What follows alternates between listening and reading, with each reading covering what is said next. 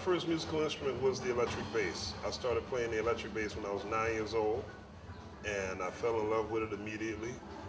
And when I went to junior high school, or middle school rather, I had to play in the school orchestra, and that's when I started playing the acoustic bass.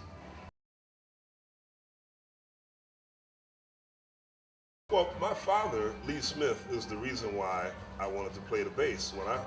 When I was 6 years old, or maybe I was 7 years old, I saw him play with Mongo Santa Maria. He played with Mongo from 1977, I believe, until 1981.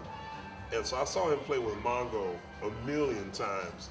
And it was always so enjoyable. But there was this one particular concert, I believe it was at the Robin Hood Dell. And something about that concert, I just remember being tuned into the bass. He was playing electric bass. And I just couldn't get that instrument. I couldn't look at anybody else. And so I turned to my mom, I said, Mom, I think I want to, can I play bass? I want to try to play bass.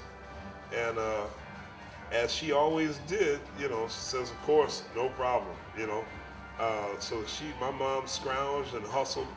I didn't grow up with my father. I grew up in the house with my mom. But when my mom bought me my first electric bass, my dad came over and he showed me, he gave me my first lesson. And I just remember how comfortable it felt. And I said, I think I want to do this, you know, I want to see how far I can go with this. And my dad kept showing me things, and throughout high school, at least once a week, maybe twice a week, we would practice together, you know. I would play the acoustic bass, he would play the electric bass, and sometimes we would switch off. At that time, he wasn't playing acoustic bass at all, so my school acoustic bass is where he started kind of getting his acoustic bass chops up. And then I left Philly and moved to New York City, and then my dad started playing acoustic bass full time. So it's funny now because I think he loves the acoustic bass way more than he does the electric bass. That's what I'm assuming, because he almost never plays the electric bass anymore. And I always thought he was one of the greatest electric bass players ever. Victor Bailey even gave, I saw an interview Victor Bailey gave in some magazine, and he really said how much my dad was an influence on him. And I thought, wow, that's pretty heavy.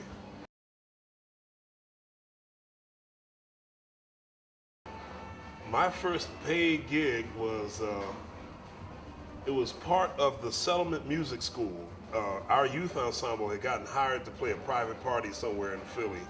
And I think we got paid $10 each.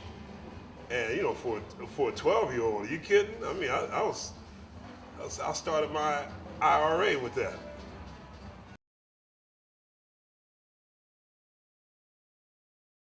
I've always felt that the period I grew up in Philadelphia was somewhat of a golden period, because when I think of all of my classmates, you had Joey DeFrancesco, you had Kurt Rosenwinkel, you had Questlove, all the members of the Roots, you had all the members from Boyz II Men, you had Amel LaRue, and I mean, it was just an incredibly fertile period for musicians in the Philly area at that time in the mid-'80s, you know, and I'm very thankful to the school system because it was a great place to learn, you know.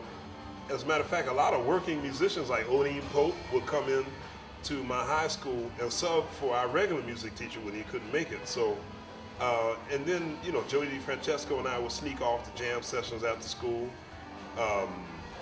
So, I mean, it was just really a really great time to grow up in Philly.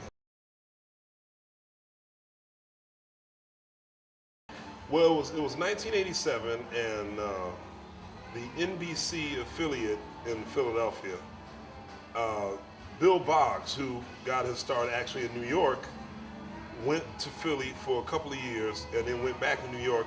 He had a morning talk show, and he's a big music fan because he always had great musicians on the show. I remember seeing Little Richard on the show, he had James Brown on the show, but he had Miles Davis on the show. And somebody came up with the bright idea that maybe Miles should do a live clinic workshop with young trumpet players from the Philadelphia school system. And yes, it's a romantic idea, but these people obviously did not know much about Miles Davis, because it did not come off nearly as cute as everybody hoped it would. Anyhow, the good part about it was they needed a house band to play behind all of these trumpet players. So they hired Joey DeFrancesco and me and our drummer from our school combo. Her name was Stacy Dozier. And so we were the house band playing behind all these trumpet players, and that's how Miles heard Joey and wound up hiring him to be in his band. So that is now on YouTube. You can find that anywhere. Bill Boggs has his own website, billboggs.com, and he has that entire episode up on his website. So go check it out, and you can see Miles Davis just ripping these poor kids. Oh, but I'm sure they became better players from it. He knows what he has to do. That's right. He knows how he sounds. Cold-blooded. On TV when all his family's watching. And of course, they wound up, what you saw, they bleeped out a lot of that. Because, Miles, of course, the man never had a filter. So who cares if he's on live daytime television with a bunch of housewives watching him? He was cussing and, it was hilarious, man.